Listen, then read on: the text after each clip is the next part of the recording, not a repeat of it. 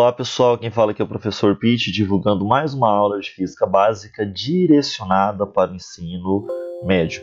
O nosso tópico de trabalho hoje é a Lei de Coulomb, assunto que faz parte da ementa curricular do terceiro ano, tá bom? Então nós trabalharemos aqui nesse início da nossa aula, que serão duas, né? Essa primeira aqui em termos gerais, e detalhando a Lei de Coulomb, e posteriormente nós trabalharemos com aplicações e exercícios, tá bom? Então nós vamos começar pelo contexto histórico de Charles Augustin de Coulomb, o francês, né? Ele nasceu em 1736, século XVIII, e morreu em 1806, século XIX. Ele foi físico francês, conforme já havia mencionado, conhecido pela formulação matemática da lei de Coulomb. Tudo bem? No entanto, a lei de Coulomb ela estabelece que a força de atração ou repulsão entre duas partículas carregadas é diretamente proporcional ao módulo de suas cargas e inversamente proporcional à distância que as separa. Então, aqui nós trabalharemos primeiramente com termos gerais, depois nós iremos especificar mais detalhadamente a lei de Coulomb, tá bom? Daí nós temos aqui ó, os principais trabalhos de Charles Coulomb. Nós vamos começar pela balança de torção. Então, ó, Coulomb mostrava grande interesse nas pesquisas realizadas pelo clérigo Joseph Priestley, que estudava a repulsão entre cargas elétricas e por isso decidiu estudar esse fenômeno. Para tanto, o engenheiro desenvolveu um aparato de medida extremamente sensível, capaz de medir a força elétrica presente entre duas esferas eletricamente carregadas.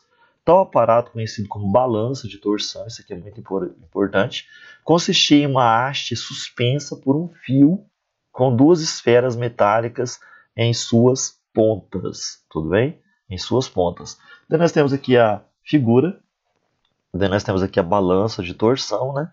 Nós temos aqui uma esfera metálica e aqui nós temos outra esfera metálica e aqui a movimentação que esse fio pode proporcionar através desse procedimento ou experimento criado aqui por Charles Augustin de Coulomb. Então nós temos o esquema da balança de torção desenvolvida por Coulomb, tá bom? Daí para quem tiver interesse, ela está nessa página, juntamente com os detalhes mais específicos da sua construção. Tudo bem? Daí nós temos aqui a determinação da lei de Coulomb.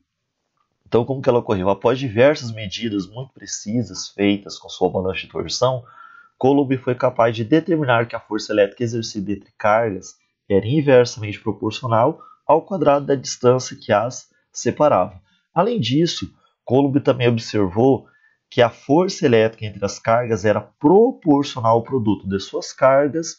Com isso, foi capaz de determinar a lei que hoje é conhecida como Lei de Coulomb. Abre aspas, né? Nós vamos fazer uma citação agora da lei dele. A força de atração entre cargas elétricas é proporcional ao produto das suas cargas e inversamente proporcional ao quadrado da distância que as separa. Nessa perspectiva, a força elétrica que age entre dois corpos ou entre partículas carregadas eletricamente depende do valor das cargas e da distância entre os dois objetos. Essa força foi chamada, conforme já havia mencionado anteriormente, Lei de Coulomb. Daí aqui nós temos a complementação, né?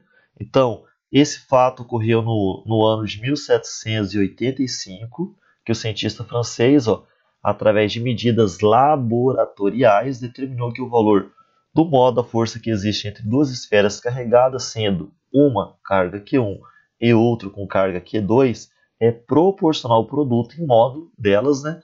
E inversamente proporcional ao quadrado da distância d entre elas. A figura abaixo ilustra então essa relação matemática expressa pelo cientista Coulomb. Daí nós temos aqui a lei de Coulomb, né? A simbologia aqui do Q1 e Q2 está diferente do enunciado anterior, porque lá está maiúsculo, né? E aqui está minúsculo. Mas é uma questão de simbologia. Você pode adotar aqui Q1 e Q2 maiúsculo ou Q1 e Q2 minúsculo. Normalmente os materiais eles ficam lá e cá nessas simbologias, tá bom? Esse F aqui representará a força entre os corpos eletrizados, né? Ou entre as cargas, que pode ser de atração e repulsão. Esse K aqui vai representar a constante eletrostática, Q1 e Q2 as cargas, e o D a distância que a separa. Então, na expressão, ó, esse K, conforme eu já havia mencionado aqui, é a constante de proporcionalidade de constante eletrostática. Caso o meio em questão seja o vácuo, a constante eletrostática é representada por K0, tudo bem? Então, o valor igual a 9 vezes 10 a nona Newton metro quadrado por Coulomb ao quadrado. Os outros meios você poderá simbolizar só por K, daí, mas tanto do vácuo quanto do ar será o mesmo valor.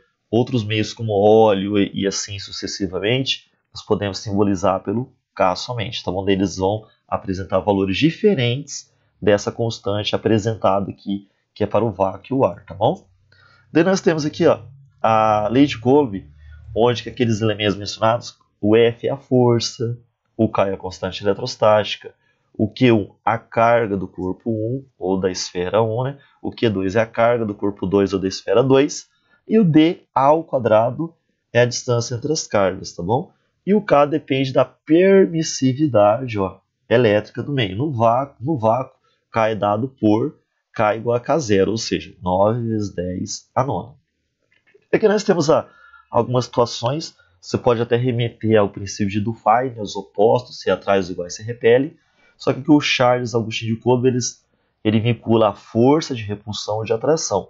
Cargas de sinais iguais, nesse caso aqui duas negativas, elas se repelirão.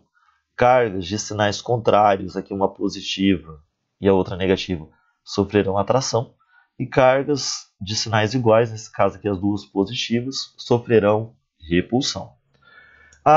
Complementando aqui, ó, normalmente você precisa saber que a força entre esses corpos eletrizados ela vai ser diretamente proporcional ao produto dessas cargas, ou seja, quanto maior o produto dessas cargas, maior a força, menor o produto dessas cargas, menor a força. E inversamente proporcional à distância que a separa ao quadrado, ou seja, se eu aumento essa distância entre as cargas, a força tende a diminuir entre elas, e se eu diminuir essa distância entre elas, essa força tende a aumentar. Nós temos essa ilustração aqui nesse gráfico, ó. Então o gráfico aqui abaixo ele nos mostra quanto maior for a distância que separa os dois objetos carregados, menor será a força elétrica entre eles. Então aqui você tem, ó, o gráfico que representa aqui a força elétrica que atua entre os corpos eletrizados ou entre as cargas, e aqui a distância que os separa. À medida que eu aumento a distância, a força tende a diminuir. À medida que eu diminuo a distância, a força tende a aumentar. Ou seja, essa hipérbole cúbica aqui mostra que a força e a distância são inversamente proporcionais, tá bom? Daí nós temos essa figura aqui que te ilustra isso, ó. Quando eu tenho uma distância D que separa as cargas, a força entre elas é F. Quando eu dobro essa distância, a força cai para 1/4. Quando eu quadruplico a distância, a força cairá para 1/16 aqui. Por quê? A força é diretamente proporcional ao inverso, ou proporcional, melhor dizendo, né? Proporcional ao inverso da distância ao quadrado. Ou seja, à medida que eu aumento essa distância, vai diminuindo a força. Diminuindo essa distância, aumenta a força. Inclusive aqui, ó, nessa situação final aqui, se eu reduzir a distância pela metade entre as duas cargas, a força será multiplicada por 4. Se eu dividir a distância, ou tiver 1/4 da distância comparado com a primeira entre as cargas, a força será multiplicada por 16. Daí, novamente, nós temos o gráfico. Ó. Aumenta-se a distância, diminui-se a força, diminui-se a distância, aumenta-se a força, mostrando para vocês aqui que a força ela é inversamente proporcional à distância que separa os corpos elevado ao quadrado. E aqui nós temos a hipérbole cúbica que representa isso, tá bom?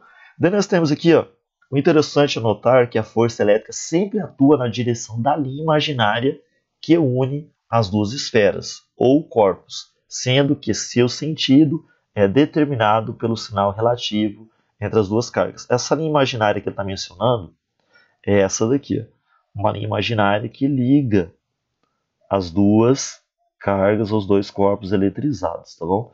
Uma linha horizontal que passa pelo centro de massa de cada um aí.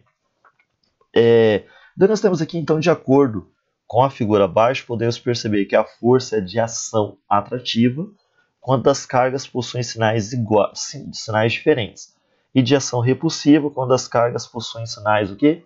Iguais, que é a figura que eu já mostrei acima, né?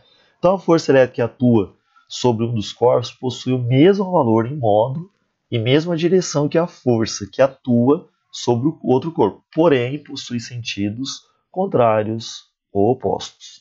Daí, ó, colocando-se as cargas Q1 e Q2, ó, você pode simbolizar tanto por Q maiúsculo quanto Q minúsculo, né? Então, ao longo de um eixo imaginário X, podemos representar 3 situações possíveis. Na figura podemos ver essas situações, ó, tá vendo? Então, nós temos aqui. Na figura podemos ver que sempre surge um par de forças, que é o princípio da ação e reação, separadamente cada uma das cargas. Só que essa força aqui ela pode ser de repulsão, quando as cargas tiverem sinais iguais, e de atração quando elas tiverem sinais opostos. E essa força ela é diretamente proporcional ao produto das cargas e inversamente proporcional à distância que as separa ao quadrado. Tudo bem? Então, na próxima aula, hoje nós trabalharemos só com termos gerais. Na próxima aula eu vou dar um detalhado maior na equação e mostrar alguns exercícios. Tá bom, pessoal? Valeu! Até a próxima. Felicidade e sucesso a todos!